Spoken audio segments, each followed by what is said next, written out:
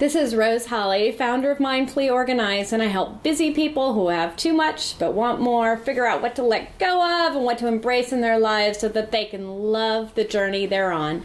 Welcome to another day of the De-Clutter Challenge, and today I want to talk to you about books and magazines and information in general. I love it all. I love to read, I love to learn, and there is just so much information out there. We bring it home and it can pile up.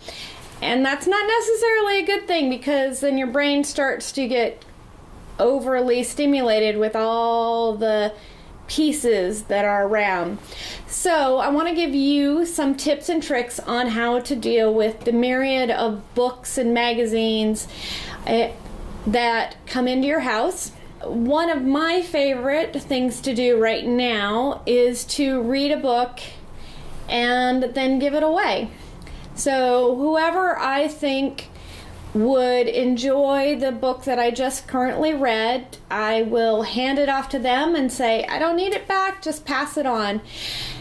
I figure out of all the books that I have in my house to read, I probably don't need to read most of what I'm reading again. I have so much new material. Now, there are occasionally books that I know that I'm going to want to go back and reference, or that I love so much that I know that I'm going to read again. If I can't think of anybody that I would like to give it to, or I didn't enjoy it so I don't really want to pass it on, and I can't think of anybody that likes the type of book that it is, I will hand it over to the library for their Friends of the Library donations.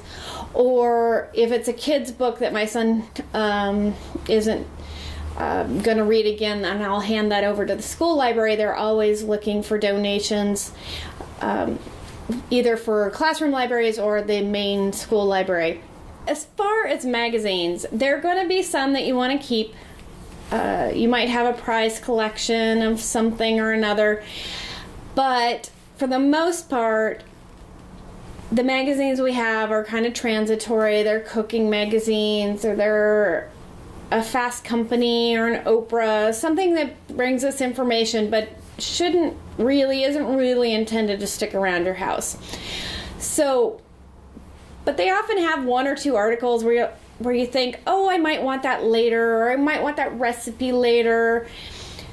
What we've done is pull those articles out and scan them and put them into our computers with tags so that they're easily searchable.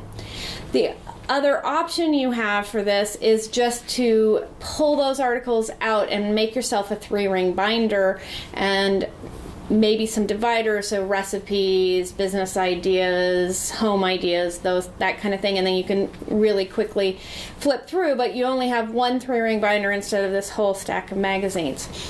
If you're not going to go through your magazines, if you really look at them and go, I don't need these, donate them to a hospital waiting room at your VA or your local hospital.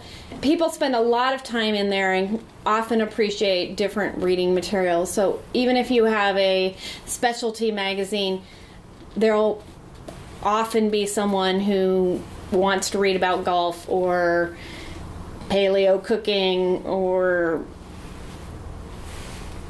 race cars or whatever it is that you get a magazine on. There's probably somebody in the emergency room that is interested, or at least is happy to have a little bit of distraction. Every once in a while, go through your books, look at the stuff you haven't read that you're saving to read, and ask yourself, why haven't I read this? And am I ever really going to get there? I know that the last time I did this, there was a good stack of them that people had given me. I kept because they were a gift. And then when I really thought about it, they were just books that I probably would never pick up. So I passed those off to a girlfriend who liked that type of book, and she was thrilled to get them. And I'm always happier when where my stuff goes is to someone who's really happy to get it. The other type of books to take a look at are your reference books. There's so much information out there on the internet that the information in our reference books are so easily out of date.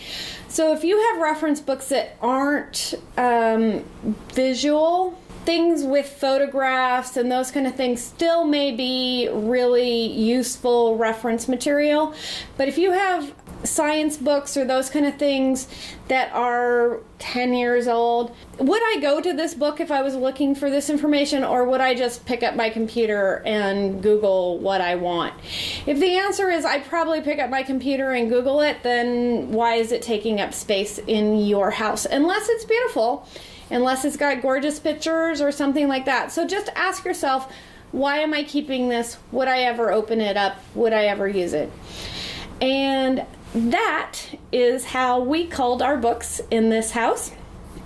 Hope it gives you some ideas on how to reduce the number of books and magazines you have without losing anything that you love.